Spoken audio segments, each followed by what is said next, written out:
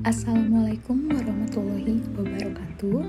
Saya akan memaparkan panduan observasi profiling peserta didik pada mata kuliah pemahaman tentang peserta didik dan pembelajarannya. Sebelumnya, izinkan saya memperkenalkan diri. Saya Dein Fauzia Roziko dengan nomor rokok 8690422230 pada topik 3 demonstrasi kontekstual PPG Prajabatan Biologi, dosen pengampu Pak Taufik Sofyan. Profiling peserta didik.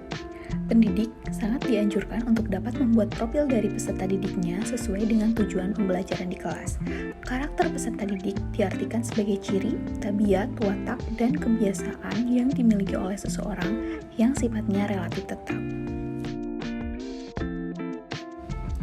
Pemahaman karakteristik peserta didik sangat menentukan hasil belajar yang akan dicapai, aktivitas yang perlu dilakukan, dan asesmen yang tepat bagi peserta didik. Atas dasar ini, sebenarnya karakteristik peserta didik harus jadi perhatian dan pijakan pendidik dalam melakukan seluruh aktivitas pembelajaran.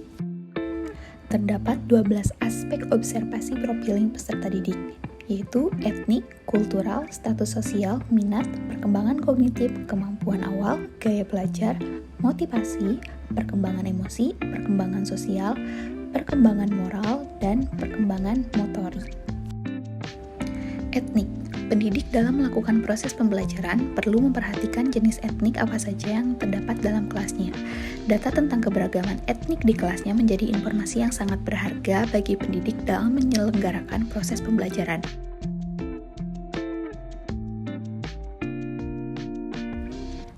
Selanjutnya, kultural. Budaya yang ada di masyarakat kita sangatlah beragam, seperti kesenian, kepercayaan, moral, kebiasaan, dan adat istiadat.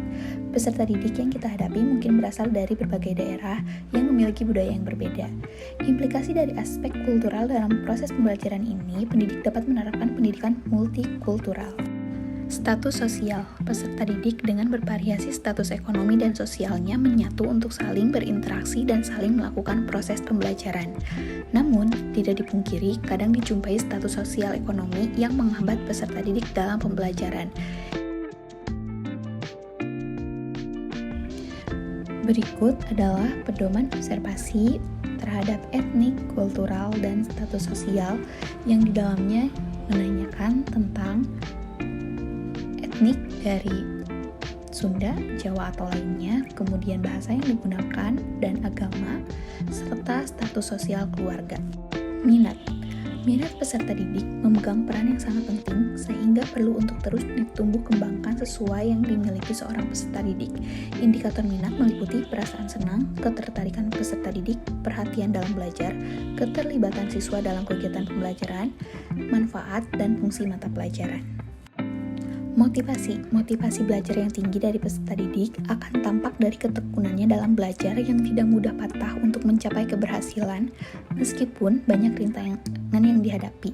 Motivasi yang tinggi dari peserta didik dapat menggiatkan aktivitas belajarnya dan memberikan semangat untuk dirinya. Berikut adalah lembar observasi untuk minat dan motivasi yang diberikan kepada peserta didik. Dengan keterangan alternatif jawaban, mengisi 4 dan dipilih secara menceklisnya.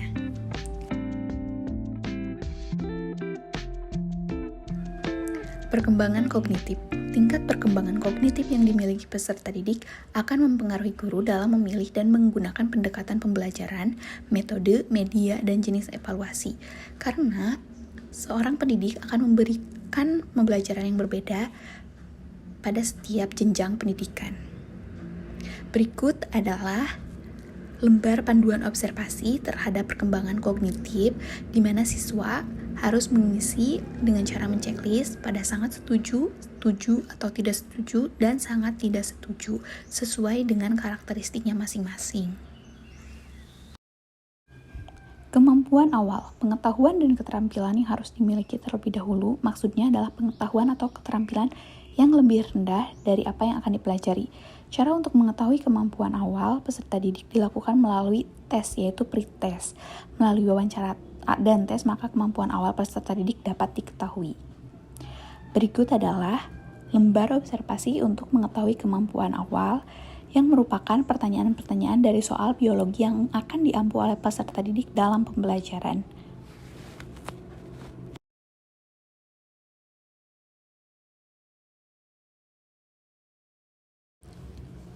Gaya belajar. Gaya belajar peserta didik merupakan hal yang penting untuk diperhatikan dalam melakukan proses pembelajaran karena dapat mempengaruhi proses dan hasil belajarnya. Gaya belajar dapat dikelompokkan menjadi 4, yaitu visual, auditif, kinestetik, serta reading dan writing. Berikut adalah lembar panduan observasi gaya belajar peserta didik dengan cara menjawab ya atau tidak sesuai dengan karakteristiknya masing-masing. Salah satunya adalah pertanyaan yang pertama, jika ketika melihat orang pertama kali memperhatikan pakaian dan penampilannya, hal tersebut merupakan bentuk visualisasi. Perkembangan emosi. Emosi juga berperan dalam membantu proses pembelajaran yang menyenangkan atau bermakna. Suasana emosi yang positif atau menyenangkan dan tidak menyenangkan membawa pengaruh pada cara kerja struktur otak manusia yang akan berpengaruh pula pada proses dan hasil belajar. Untuk panduan observasi, terdapat 15 soal dengan alternatif jawaban tidak pernah, pernah, jarang, sering, dan selalu. Disesuaikan dengan apa yang ada pada peserta didik itu sendiri dan menjawab dengan cara menceklis sesuai dengan pilihannya. Perkembangan sosial. Perkembangan sosial peserta didik dapat diketahui atau dilihat dari tingkat kemampuannya dalam berinteraksi dengan orang lain dan menjadi masyarakat di lingkungannya.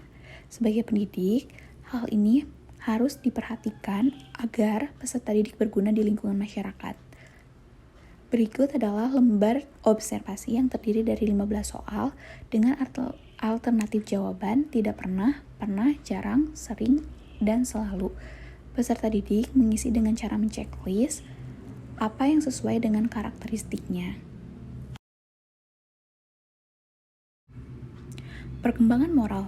Dalam kehidupan bermasyarakat, termasuk masyarakat di lingkungan sekolah, pasti mengenal moralitas. Bahkan, moralitas ini dijadikan sumber atau acuan untuk menilai suatu tindakan atau perilaku karena moralitas memiliki kriteria nilai value yang berimplikasi pada tekanan kualitatif.